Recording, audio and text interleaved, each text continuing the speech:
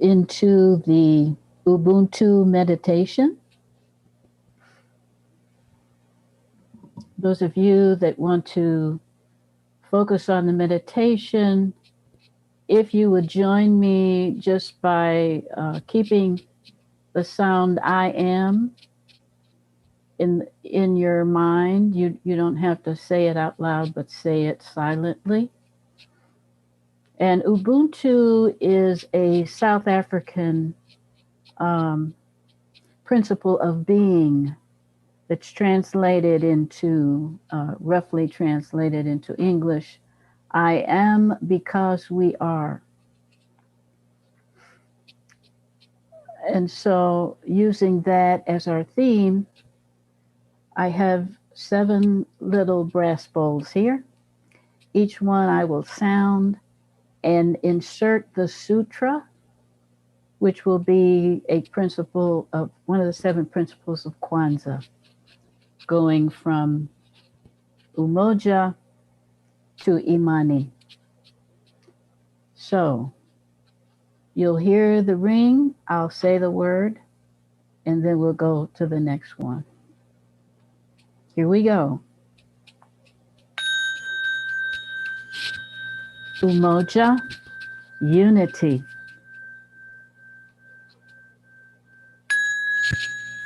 Kuji Chagulia, self-determination. Ujamaa, cooperative economics.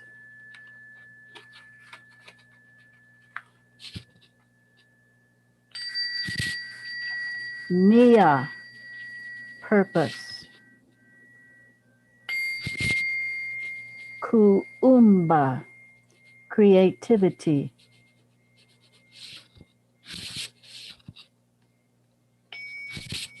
Imani, faith.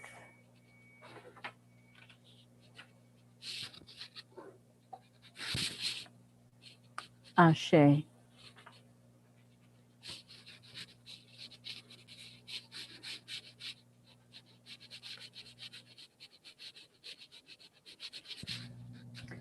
The reading this morning comes from the Hebrew Scriptures, Psalms 1.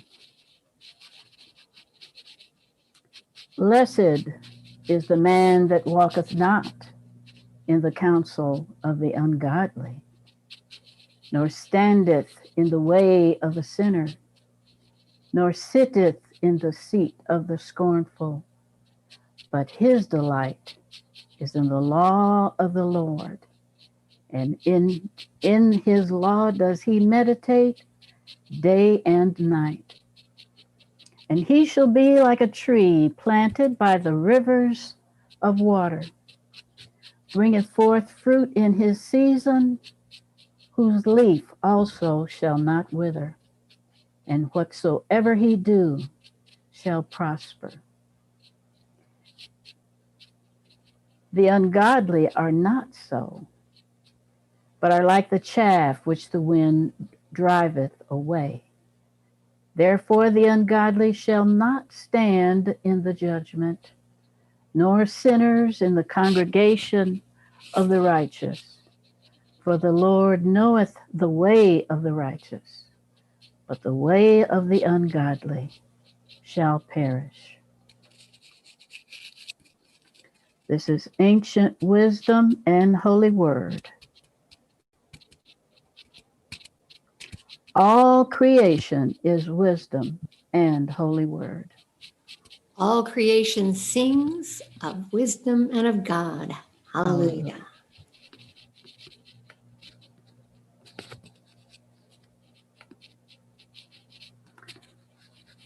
All right. So good morning. I'm grateful and happy to be with you all again this morning and to see your smiling faces and to hear your voices. On this Kwanzaa Sunday, I address a spiritual problem with word medicine. I tied together two symbolic ribbons. The first represents our centuries-old problem of white body supremacy, fully exposed in the U.S. this year.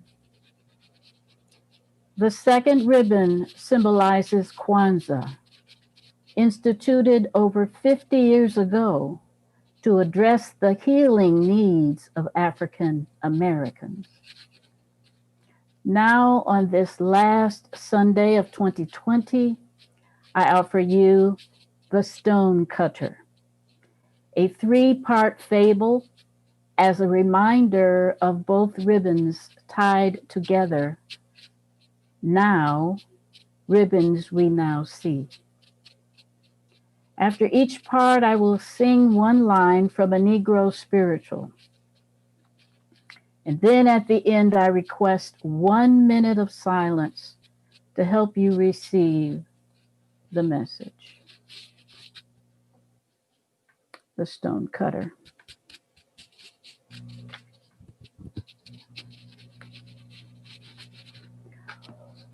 Once upon a time, long, long ago, deep within a remote mountain village of a far off, cold land, there lived a certain boy. Soon after his birth, in answer to his elders' prayer and according to their ancient tradition, the great stars rained down on him his portion of vitality. But despite his elders' love and this special gift of purpose, the boy grew into manhood with a discontented heart. He saw himself as something else and other than everyone in the village. From his earliest memories, his elders told him that he was different from no one, but he refused this counsel. He grew hungry to know himself as far more than what they saw in him, and with this hunger came restlessness. He finally renounced his elders' teachings and the ways of his people, believing this could free him from their backward beliefs, wondering if he himself might even be a god. You see, the villagers at that time were also discontent. With a low, persistent grumbling, they struggled greatly under the rule of the monarchy, struggled even to get along. Their king was greedy and cruel. Their law was unyielding and punishments were harsh. People who transgressed were condemned, often tortured and killed in public. Yet they believed themselves superior, exceptional on the earth. But as they worked with their hands and developed crafts, as they became skilled with metal, wood, and stone, they advanced in the knowledge of all things in the land, all things except themselves. They used pain and bloodshed, yes, violence, to eliminate their most pressing problems. They were ultimately ruled by fear and shame. As for the young man, soon into his search, he discovered something. He couldn't get enough of anything he wanted. His sense of himself was far away, his restlessness great, and his hunger so bottomless that he became forlorn. So alone was he that he feared the very life he longed for, and nothing he did, no remedy he tried would free him from his pain. His sense of difference, his fears so deeply rooted that the ever watchful elders became aggrieved, for by then they had tried all they knew, and they saw that the time had come at last to stop offering help and to let him go his way. So he took his inheritance and left the village, leaving behind everyone he knew. Now his secret dream was to someday be a man among men, to make mighty weapons and be a wealthy ruler. That is, instead of following the example of his father. From his father, who had learned this from his father before him, he cut and set stones. And the young man longed to do anything other than continue this tedious toil. This work was too simple. Beneath me, he groaned. By this time, to his anguish, he had begun dreaming the same nightmare again and again about strange people coming to get him and about running from them, running, just running away. So, in due time, with all of this discontent, restlessness, his secret dream of powerful manhood, disdain for his work, his recurring nightmares, he decided that he could at least begin by using what he had and, yes, building himself a house. It would be a great refuge, a place too strong for anyone to invade or destroy. He would be protected in his house alike none other. Yes, he would build his strong fortress of a house. And of course, he would build it out of stone. He made his plan, imagined it, how its angles would not be square shaped, but rather shaped like a diamond.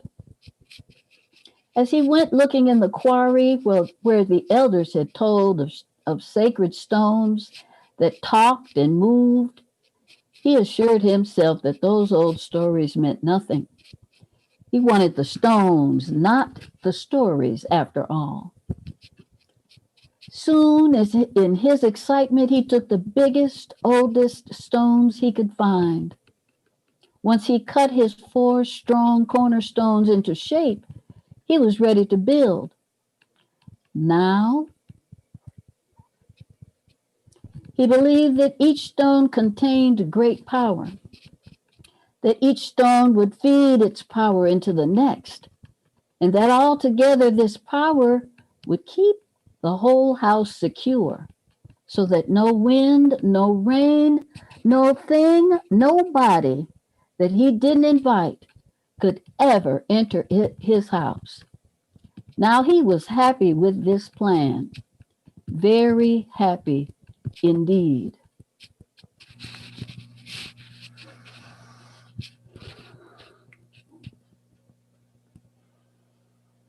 Humble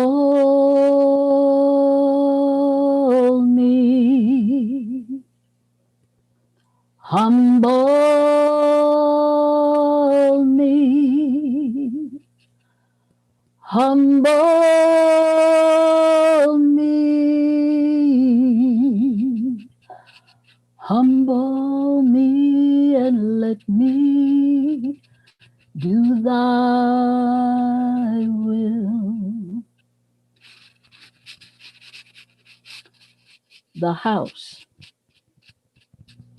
And so, starting to build his great house, he took the best, most fertile land he could find, and straining, grunting, hauling, he managed to get all 4 stones on and off his cart from the quarry to the building place, believing that with these cornerstones and the walls up as high as they could go, his house would be forever set. He couldn't wait to see it standing. And as people did at that time, he held the stones and their power in very high esteem.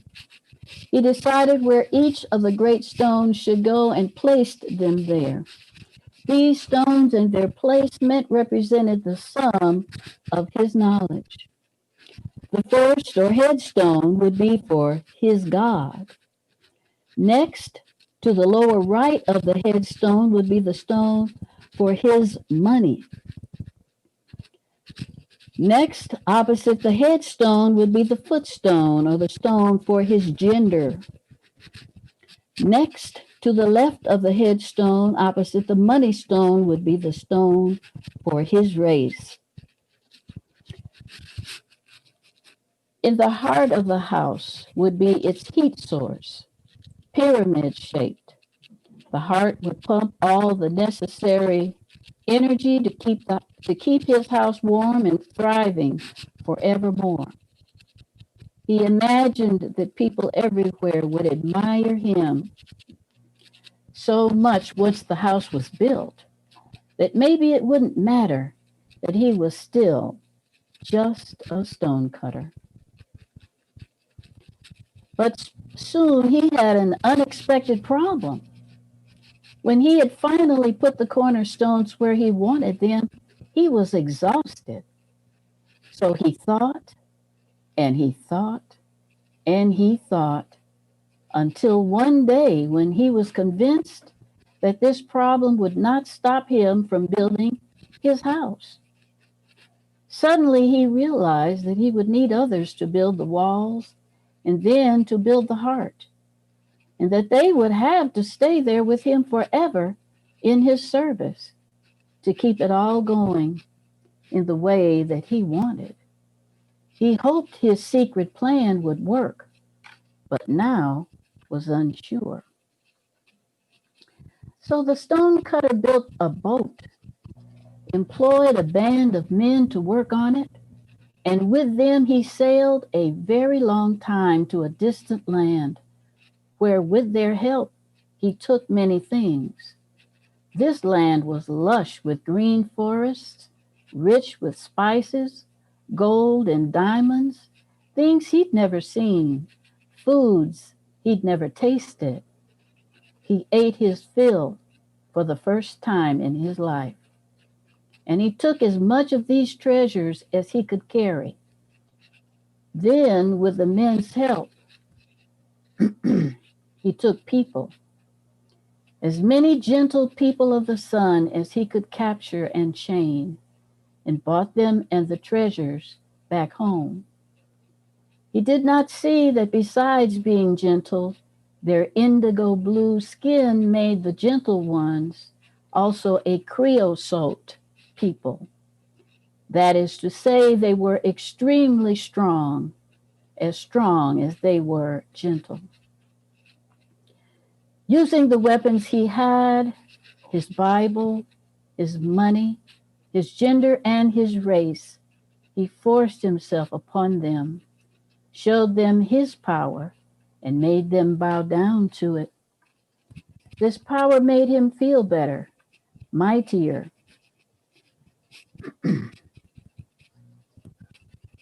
So he continued to sail and find more treasures and capture more people. But with his might and his growing hunger for still more might, there seemed no end to the places and the peoples he could conquer. But wherever on the earth he took his might and his weapons, he brought great destruction, sickness, and suffering. And he pursued his dreams. He ignored this destruction and suffering, for in truth, when it came to others, he himself couldn't feel very much of anything. Not the cold, salty ocean winds on his skin. The stone cutter felt and sensed little more than his own growing sense of power, his own growing fear. Putting the people to sleep with his power, he slowly taught them how to be with him. He forbade them to practice their ancient ways. Then he took their drums, their words, their names, and eventually made them forget With his weapons, he declared the gentle people to be things that he could own, no longer people of the sun.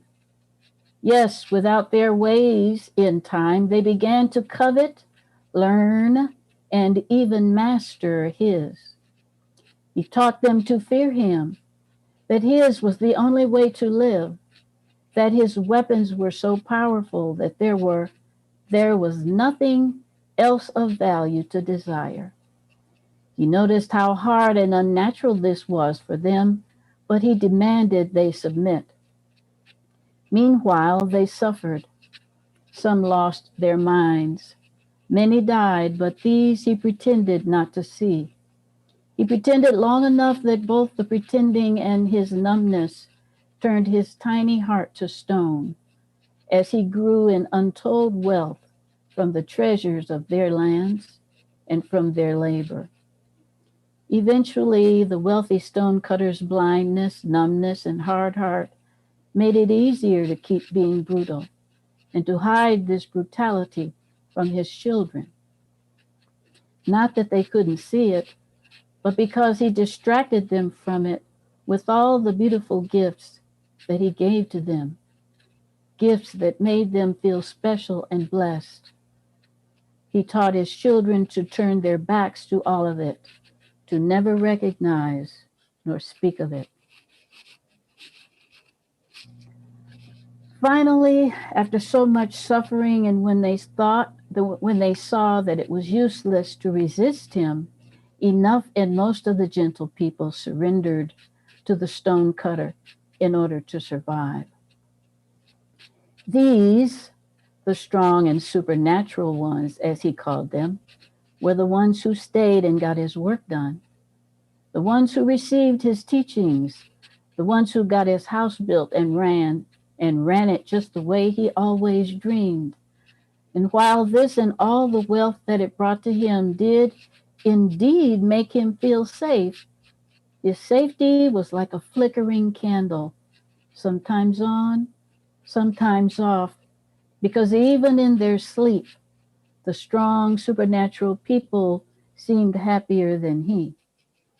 They used their music to make themselves happy.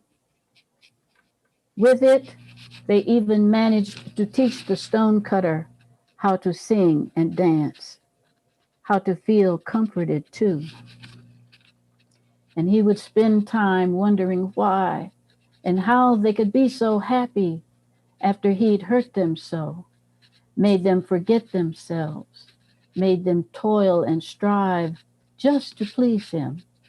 And sometimes at night, he wondered why and how they didn't turn against him, why it was that they didn't band together and take revenge.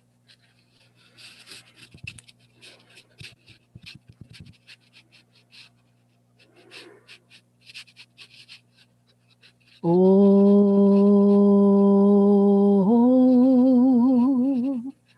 fix me. Oh, oh, fix me. Oh,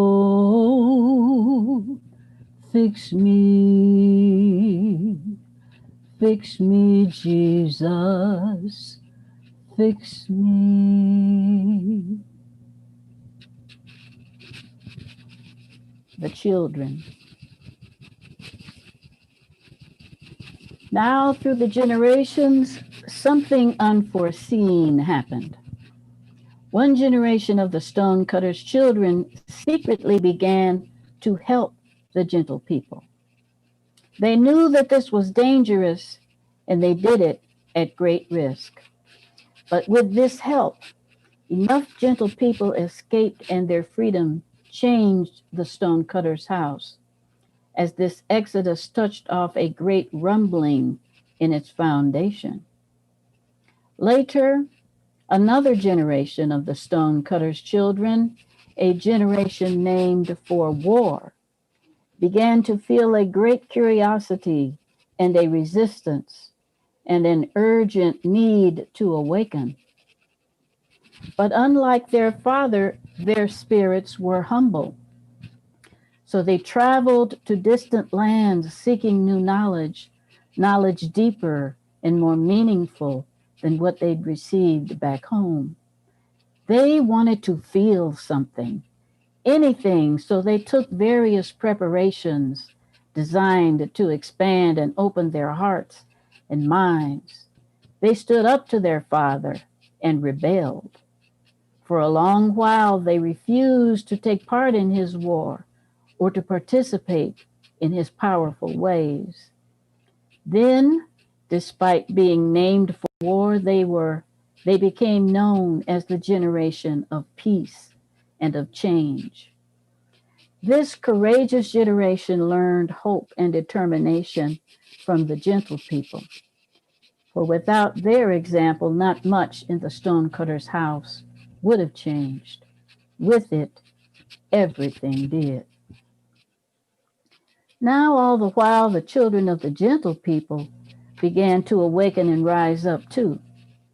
They worked together and resisted the ways of the stonecutter. They had seen and felt the suffering of their parents, had heard stories about the suffering of their ancestors and elders. They decided to risk everything that they had to break away from this way of life. And in time, that change continued to take hold in the stone house as more and more people learned of their true origins. It was as if they had washed their eyes with the knowledge of their right to be free, that life could not be contained in stone, that there was good life and fresh air beyond the stone walls. But this next great change was met with a haunting. The stonecutter's house was now haunted with the ghosts of division, hatred, sickness, and suffering that manifested as yet more destruction and hardship. The ghosts used rampant killing to mock the children's learning and progress, making it seem as if nothing much was changing, as if the real change that all the children, those of the stonecutter and the gentle people, had worked so hard for over the generations, the change that could finally bring them together, would not fully manifest anytime soon. The ghost's violence and bloodshed made it seem as if this change was nearly impossible to realize.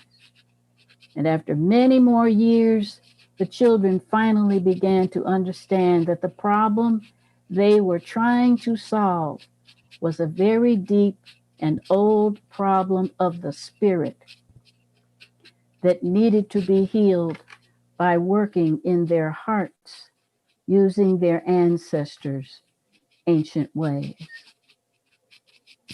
With the passage of time, the cornerstones all wept in pain. As that of his God, the church began to repent. His money, its value, died a slow death. His gender, his children rejected it. And his race, this was the slowest to break down. Each of these cornerstones softened, eroded, and crumbled enough so that the walls of his stone house trembled greatly as the sound of this trembling went rippling outward and reached the ends of the earth, so that slowly the people began to leave and seek good shelter where their thoughts could roam, where they could breathe freely, where they could live as they were meant to live. Some even began to remember the teachings of their ancestors. They began to stop coveting his. They finally began to speak the truth of the suffering their people had seen at his hands in the name of his God. Very slowly, they began to remember themselves. Along with this sacred memory came their ability to release their pain. And with this, they understood that to live and be well at last they would also need to find ways to forgive it. Now, the end of this fable is still being written. No one can say how it will end. But after many, many years, after many millions of lives were damaged and lost in the wars and in the struggle to keep the stone cutter secure and thriving in the way he craved and demanded, after such utter destruction the world over, to the earth, to the peoples, many more people began to awaken and to openly resist his ways. They finally saw how sick they and the earth had become. They saw how much healing would be needed if the human family, its next generations, the earth mother, nature, and life itself are all to survive the stonecutter's invasion. And although ages ago his elders let him go his way, in truth, they never stopped praying for him. They never stopped asking the Great Spirit to help him. And now, joined with elders all over the earth, they pray, they imagine, and they work together still in the peaceful, resolute service of all life. Listen, can you hear their singing drums?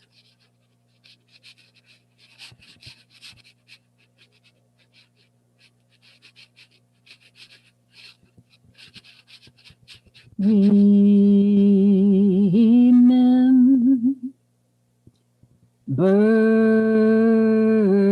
me.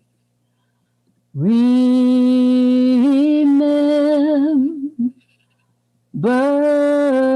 me. Oh Lord, remember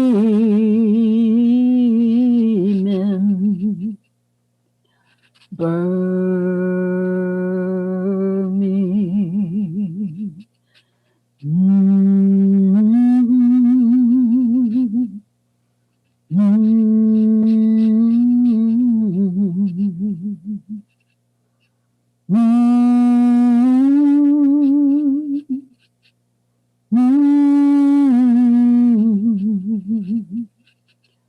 Oh Lord, remember me.